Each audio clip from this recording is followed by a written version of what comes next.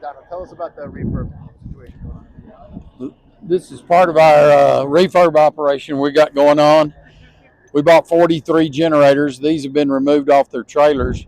We're going to pull them into our yard. They have Tier 3 engines, which is very important because they have no DEF. They won't. You can run these.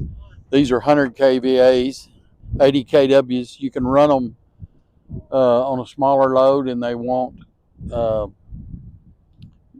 into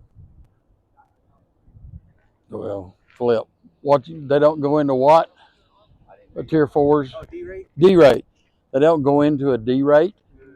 Where Tier 3s, they'll run and not go into a D-rate. You can run a load probably down to a 30 horsepower motor. So why don't you want it to go into a D-rate? Because if it goes into a D-rate, it locks up the system because of a Tier 4.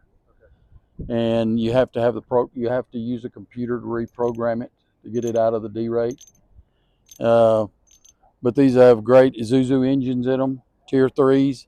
We've got 150s that same way. They're back here behind. And we're going to refurb them completely, make sure they're 100%, and they'll be ready to go.